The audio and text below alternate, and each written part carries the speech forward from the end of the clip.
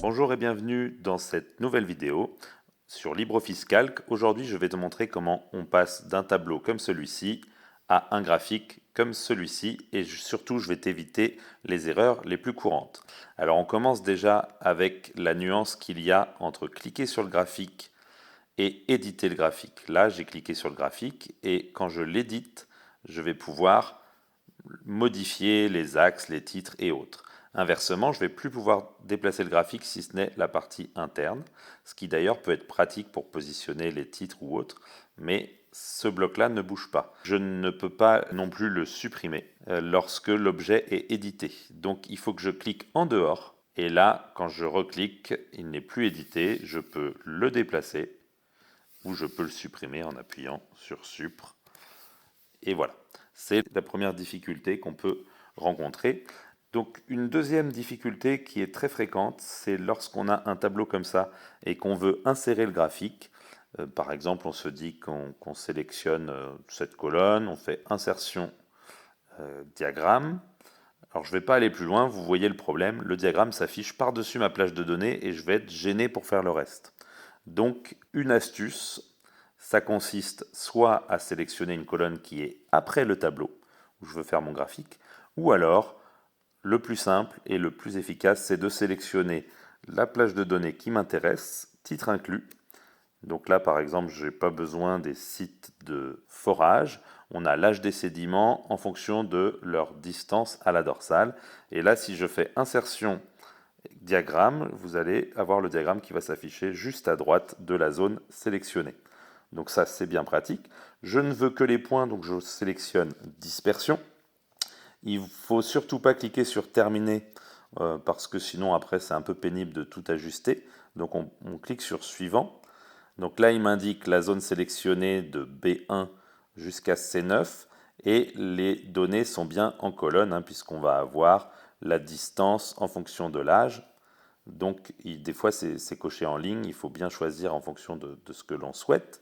Et enfin, pour la série de données, là vous voyez qu'elle est par défaut elle est notée distance du site de forage parce il écrit ce qu'il y a en case C1. Donc il écrit ici. Moi les carrés ne correspondent pas à une distance, les carrés correspondent à un site de forage.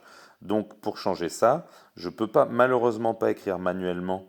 Donc je dois sélectionner une case qui contient l'information. Je clique ici et au lieu que ce soit pris en C1, je vais demander à ce que ce soit pris en A1. Et vous voyez que là, le nom maintenant, ça m'indique site de forage ici et ici.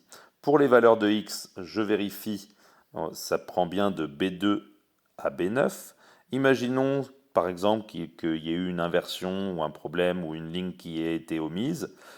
Il n'y a rien de plus simple, il suffit de cliquer encore une fois sur l'icône et d'indiquer la zone que l'on veut considérer pour réaliser le graphique. Donc ici, c'est celle-ci, je reprends la même puisque c'était déjà bien indiqué.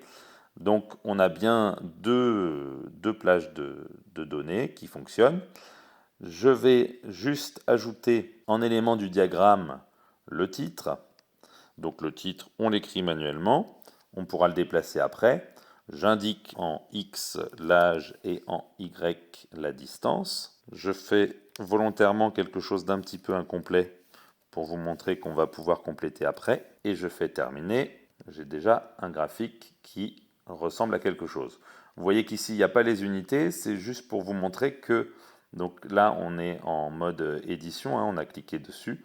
Donc je peux ensuite rajouter directement dans les zones de texte les légendes. Si par exemple j'avais oublié les unités comme ici, idem pour la distance en kilomètres.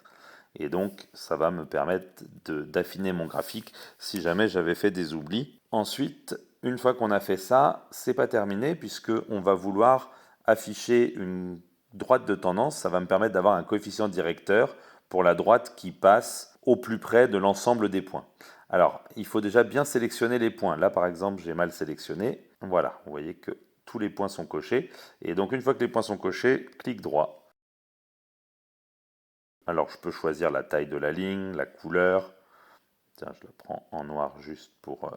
et j'augmente son épaisseur pour la rendre un petit peu plus visible.